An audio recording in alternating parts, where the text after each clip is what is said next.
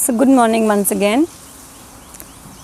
आज हम श्लोक नंबर 52 पर हैं एंड आई रियली होप कि आपको अब तक जो मैं सिखा रही हूँ अच्छे से समझ में आ रहा है। See it's very very important that you ask questions. एक शिष्य का जिज्ञासु होना, to be curious, is very very important. So I really feel that मेरा सिखाना व्यर्थ जाएगा. It will be of no use unless you don't ask me questions, unless you understand every single word of what I say. All right? And the beauty of doing it on a channel or on a video is that you can keep going back and understanding. फिर भी अगर कुछ नहीं समझ में आया, just feel free to write in the comment section. So let's take it forward. हम सांख्य योग पे हैं अभी, श्लोक नंबर 51.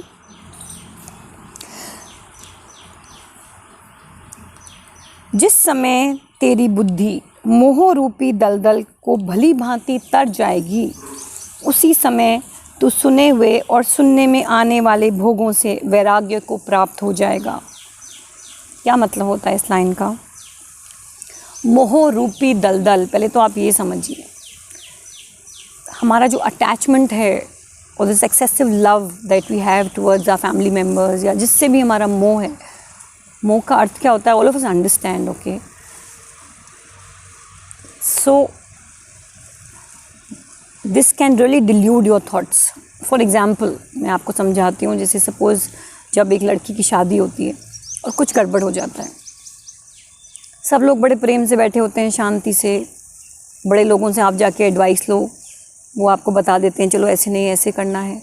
जो एक इंसान बहुत परेशान होता है, विचलित होता है, and you know he just can't think straight and he is like oh my God ये क्या हो गया, ओ माय गॉड क्या हो गया. वो कौन होता है? वो दूल्हे का दुल्हन का भाई होता है. क्यों? क्योंकि उसकी सबसे ज़्यादा मोह अपनी बहन में होता है, इसलिए वो सही डिसीजंस ले ही नहीं पाता, क्योंकि उसको लगता है कि हे भगवान, सारी की सारी जिम्मेदारी तो मेरे ऊपर है. और बाकी बड़े जो होते हैं, जो जिनको प्रेम तो होता है पर दे डिटैच्ड, वो क्या करते हैं? वो सही से डिसीजंस ले लेते हैं. उनकी बुद्धि जो है वो डिल्यूट नहीं होती. They can think straight because मोह नहीं है, प्यार है. अगर एक्सेसिव मोह होता है किसी चीज़ में, then it's very difficult to take the right decisions.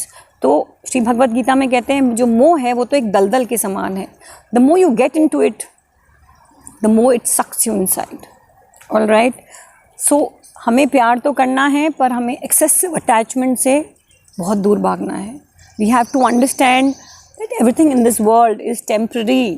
कुछ भी यहाँ permanent तो नहीं है ना. So I'll give you a small little example. My mother-in-law passed away a few days back.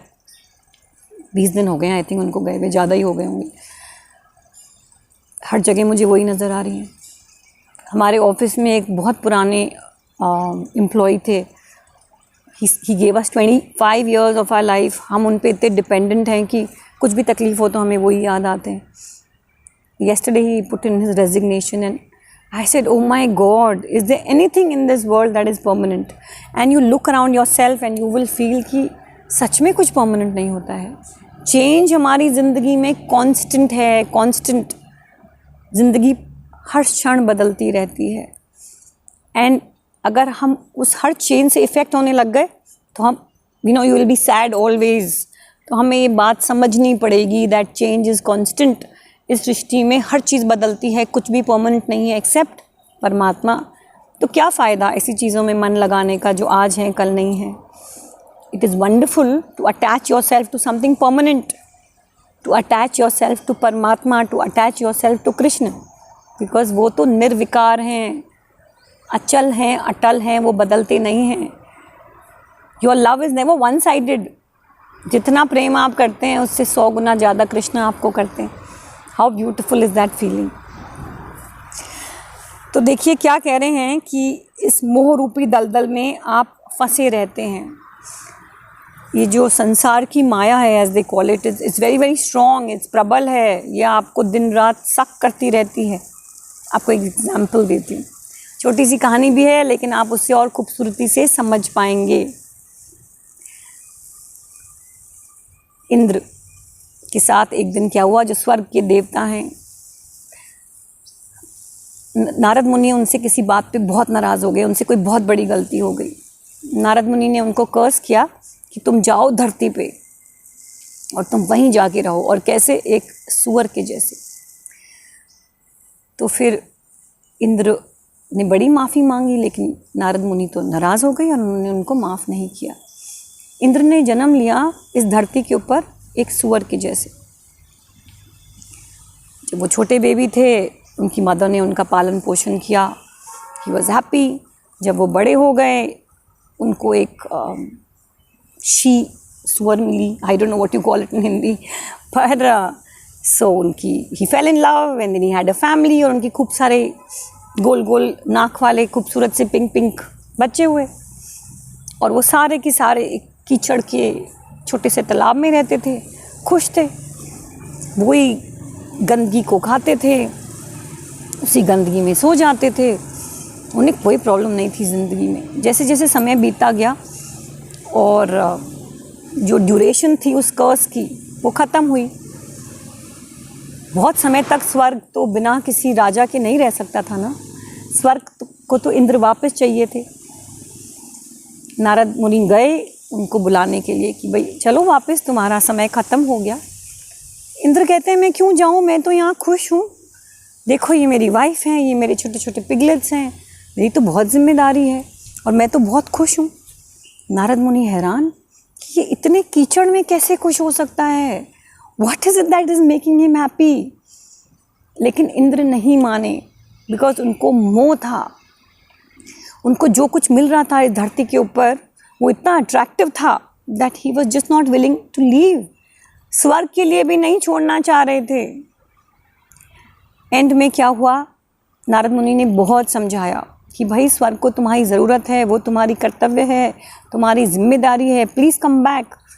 पर उनको ये बात नहीं समझ में आई। नारद मुनि को तरस आ गया उनकी अल्प बुद्धि पर, you know that why don't you understand.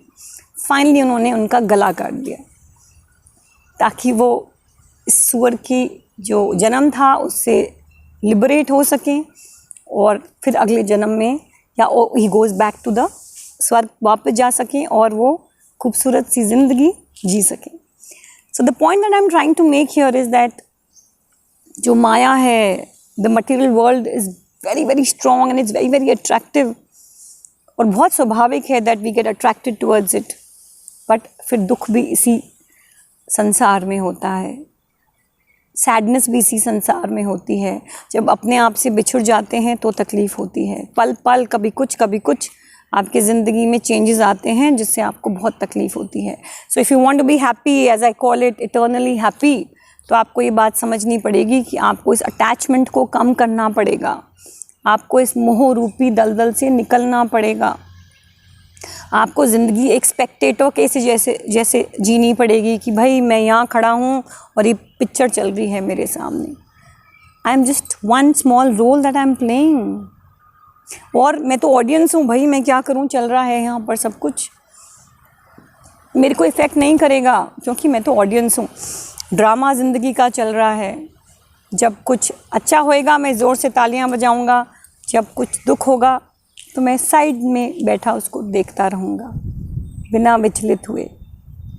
How beautiful is that. Let's take another श्लोक। जिस काल में शास्त्रीय मतभेदों से विचलित हुई तेरी बुद्धि निश्चल हो जाएगी और परमात्मा में अचल हो जाएगी, उस काल में तू योग को प्राप्त हो जाएगा। तो आपकी बुद्धि क्या है, इस पूरे दलदल से निकलकर कहाँ अटैच हो जाएगी, परमात्मा में अटैच हो जाएगी, परमानेंस में अटैच हो जाएगी, वो तो कभी बदलेंगे नहीं। सो जितना प्यार करेंगे उससे कहीं ज़्यादा प्यार आपको मिलेगा। कितना दुख होता है ना जब प्यार वन साइडेड होता है। कृष्ण का प्यार तो कभी भी वन साइडेड नहीं हो सकता। इनफैक्ट कहते हैं कि आप जिस भाव से उनको प्रेम करेंगे उस भाव से वो आपको प्रेम करेंगे। इफ़ यू से Krishna is my friend, Krishna आपके बेस्ट फ्रेंड बन जाएंगे। If you love him like a lover, वो आपके लवर बन जाएंगे। If you love him like God himself, वो वैसे ही भाव से आपसे प्रेम करेंगे। वॉट एवर, जिस भी भाव से आप अटैच होते हैं कृष्ण से, अटैच हो जाइए, देखिए कितना प्यार और कितनी कृपा आप पे बरसेगी। श्री भगवान बोले, हे पृथानंदन, जिस काल में साधक मन में आई संपूर्ण कामनाओं को भली भांति त्याग कर देता है और अपने आप में ही संतुष्ट रहता है, इस काल में वे स्थिर बुद्धि कहा जाता है। देखिए, श्री भगवद गीता में संकल्प की बहुत महिमा है, द पावर ऑफ डिटर्मिनेशन, भाव की बहुत महिमा है कि एक्शन कुछ भी हो लेकिन आपके मन के जो विचार हैं, जो भाव हैं, दैट इज़ मोस्ट इम्पॉर्टेंट। आपको उनको सिंप्लीफाई करना है, उनको निश्चल बनाना है, उनको सरल बनाना है। और आपने क्या करना है कि आपने समता में स्थित हो जाना है। You have to achieve that virtue called samata. अगर आप वो अचीव कर लेंगे, बार बार कृष्ण आपको कह रहे हैं, इससे खूबसूरत तो कुछ होगा ही नहीं। और आपकी बुद्धि क्या हो जाएगी? स्थिर हो जाएगी, स्टेबिलिटी आ जाएगी आपकी सोच में। और जब वो आ जाएगी तो आप समता में आ जाएंगे। समता में कैसे आएंगे कि जब कैसे पुराने ज़माने में लोग कहते थे कि अरे इतना मत हंसो, फिर परेशान हो जाओगी बाद में। ऐसा क्यों कहते थे? बिकॉज उन्हें पता था कि बहुत ज़्यादा खुशी बहुत समय तक नहीं रहती है, फिर समय दुख आता है, फिर बहुत मन ख़राब होता है। So there is this very young girl जिन्होंने मेरा क्लास अटेंड किया था, I remember she telling me, तो क्या मैम आपने ऐसे समझा दिया है, तो अब जब कुछ बहुत ही खुशी का मौका होता है तो मैं बहुत खुश नहीं होती हूँ। मेरे को लगता है कि ओ माय गॉड, ये तो ख़त्म होने वाला है।